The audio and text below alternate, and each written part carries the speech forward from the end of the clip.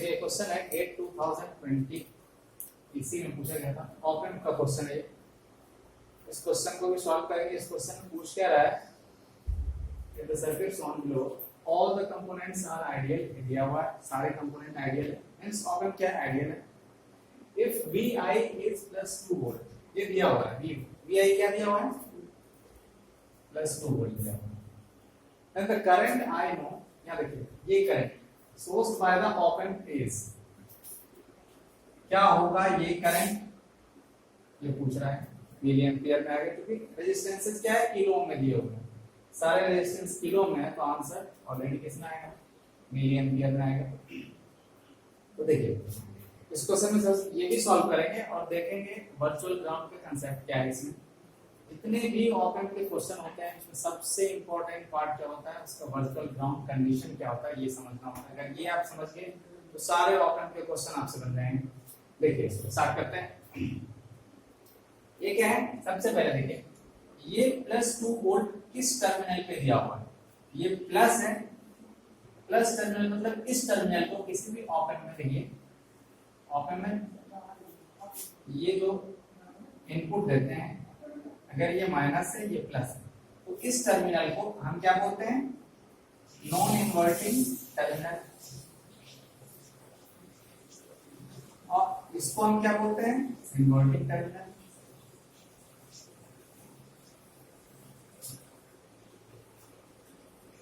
यहां पे आउटपुट,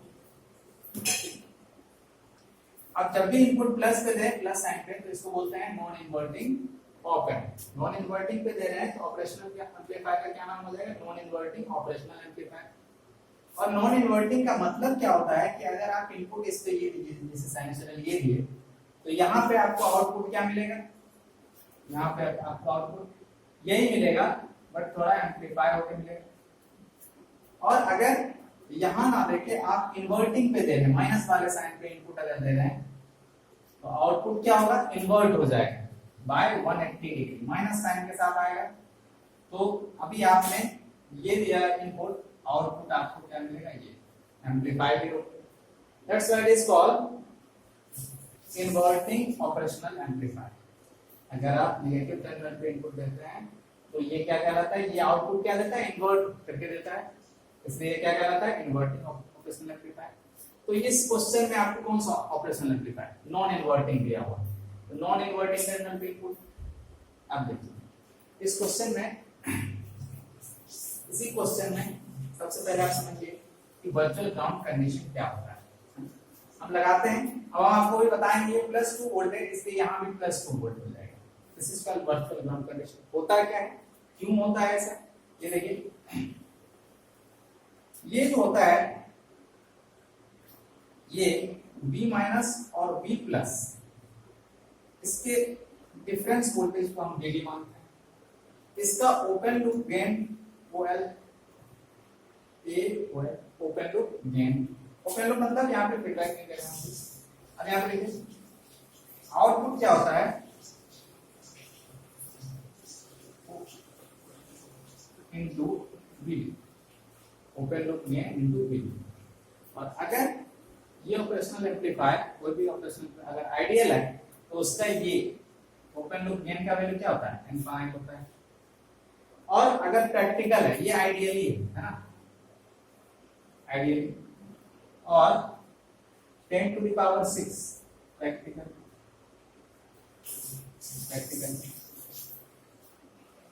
तो यहाँ पे क्या देख रखा है क्वेश्चन में, दिया आइडियल, तो इसका मतलब इनफाइनाइट इंपीडेंस है, इनफाइनाइट इंपीडेंस है, यहाँ पे आप डिनोट लीजिए। और ये VD क्या होता है, डिफरेंस वोल्टेज, इसको लिखते हैं V+ V-, difference voltage between inverting and non inverting terminal. अब देखिए यहाँ पे आप क्या लिख सकते हैं, V+ V- equal to V0 upon infinity, और V0 upon infinity output by क्या हो जाएगा, V+ V- इक्वल टू 0। ठीक, तो यहां से आप क्या लिख सकते हैं, V+ equal to V-। That's why यहाँ पे हम, यहाँ पे अगर 2 वोल्ट था, Vi ये क्या दिया होता है इनपुट प्लस, तो यहाँ भी हमने क्या लिया 2. This is called virtual ground condition. Potential difference between these two terminal is 0. हमेशा जो वोल्टेज अगर ये 0 है तो ये 0 होगा. तो देखिए यहाँ 2 वोल्ट था, यहाँ 2 वोल्ट आएगा. अब देखिए एक चीज और यहाँ पे देखिए, अगर हम लिखना चाहें यहाँ से अगर हम लिखना चाहें तो क्या लिखेंगे? ए गेन को क्या लिख सकते हैं? Gain is equal to V naught by V. अब गेन अगर ये आपका इनफाइनाइट, आइडियली इनफाइनाइट है, तो यहाँ पे आप क्या लिख सकते हैं? b plus minus b minus. अब देखिए जरा, ये इनफाइनाइट आने के लिए या तो आपका ये क्या होना चाहिए? इनफाइनाइट होना चाहिए न्यूमरेटर, जो कि पॉसिबल नहीं है, क्योंकि तो है ना, सप्लाई हम ये दे रहे हैं, इनफाइनाइट आउटपुट कैसे आएगा? नहीं आ सकता. या फिर इसका वैल्यू क्या होना चाहिए? 0 हो जाना चाहिए. तो ये दोनों अगर इक्वल हो जाए तो 0 पॉसिबल है, बट ये पॉसिबल नहीं है, नॉट पॉसिबल. तो कौन सा कंडीशन अप्लाई करेंगे? b plus minus b equal to 0. तो यहाँ पे देखिए b plus minus b plus equal to 0. This implies b plus equal to b minus. That is inverting non inverting voltage is equal to inverting. तो इसका difference हमेशा क्या होता है? 0 होता है. This is called virtual ground condition. अब देखिए अगर ये समझ गए हमने. अब देखिए इसको सॉल्व करते हैं इस क्वेश्चन.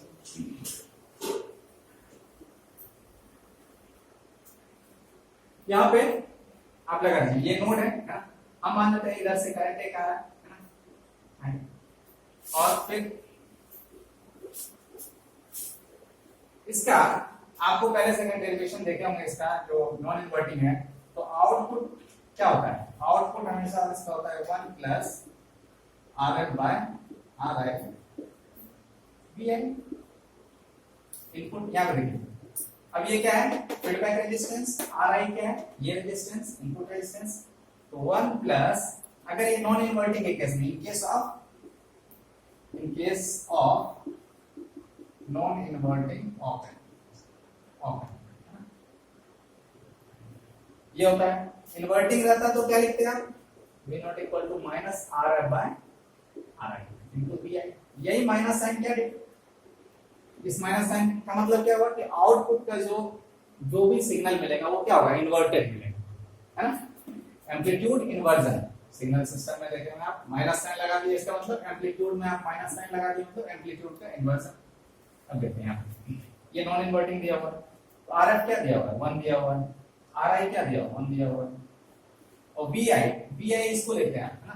तो VI क्या है यहाँ पे? ये दिया हुआ 2 वोल्ट. ये देखिए ये 2 वोल्ट. तो क्या हो जाएगा? 2 इंटू 2 कितना हो जाएगा? 4 वोल्ट.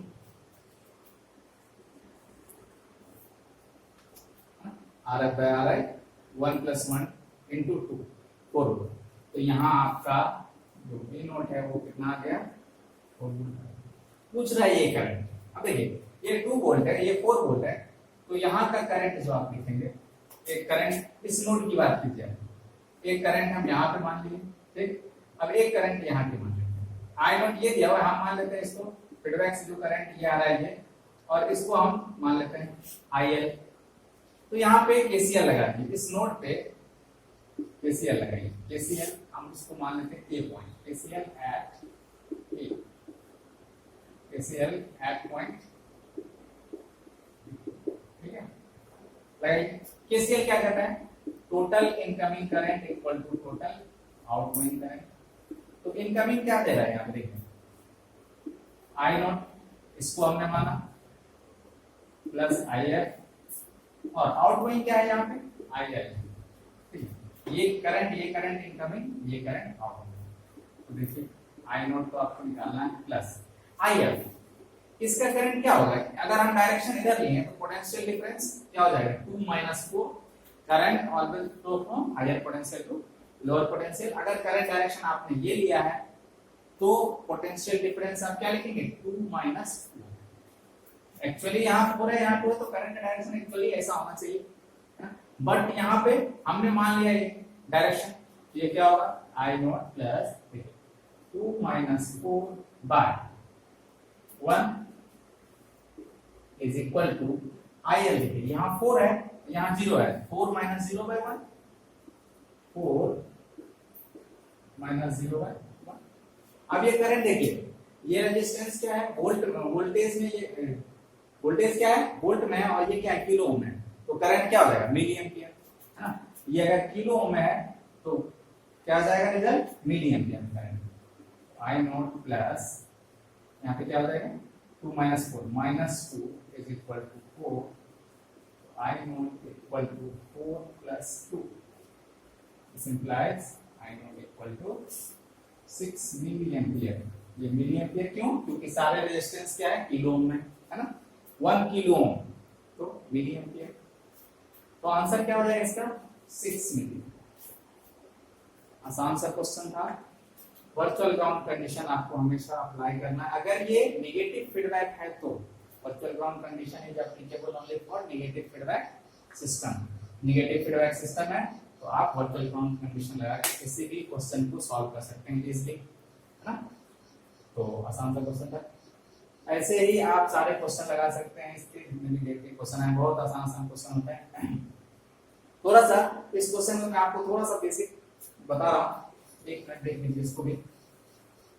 दो ही ऑप एम्प आप देखिए यहाँ पे ये माइनस ये प्लस है ना और ये आपका V नोट हो गया।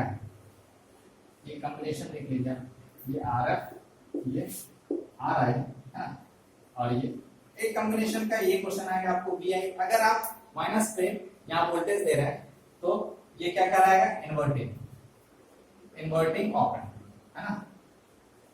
और यही चीज यहाँ पे आप इसको ग्राउंड कर दीजिए और यहाँ पे कुछ वोल्टेज लगाए।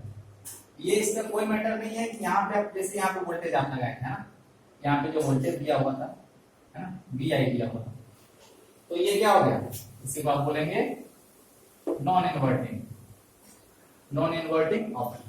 कभी कभी क्या होता है डायरेक्टली ऐसा वोल्टेज ना देके एक रेजिस्टेंस दिया रहेगा है ना ऐसा यहाँ पे वोल्टेज लगा देंगे तो इस रेजिस्टेंस देने का क्या है यहाँ पे देखिए इसका जो बेसिक प्रॉपर्टी क्या होती है किसी भी आइडियल ऑप एम्प के केस में ओपन लूप गेन क्या होता है इनफाइनाइट होता है और इनपुट इंपीडेंस भी क्या होता है इनफाइनाइट होता है।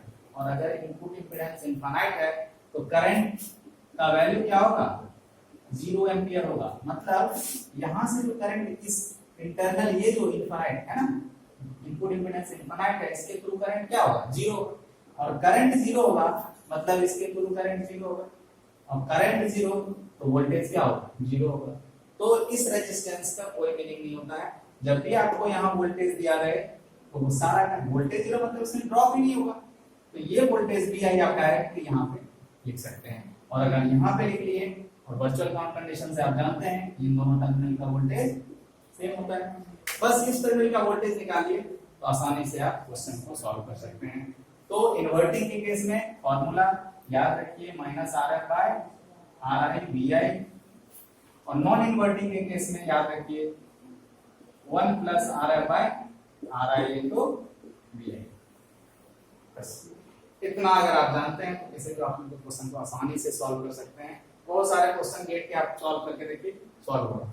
तो ये वीडियो अगर आपको अच्छा लगा हो समझ में आया हो तो इसको मेरे चैनल को सब्सक्राइब कीजिए और शेयर कीजिए। जो भी स्टूडेंट गेट की प्रिपरेशन करना चाह रहे हैं मैं बहुत सारे वीडियो डालने वाला हूँ। बहुत सारे subject network control system signal system engineering maths analog circuit के भी op amp zener diode circuit का जो क्वेश्चन है ट्रांजिस्टर सर्किट ये सब डालेंगे। तो अगर आपको समझ में आया अच्छे से समझ में आया तो मेरे चैनल को सब्सक्राइब कीजिए लाइक कीजिए शेयर कीजिए ताकि सारे स्टूडेंट सीख सकें। Okay thank you.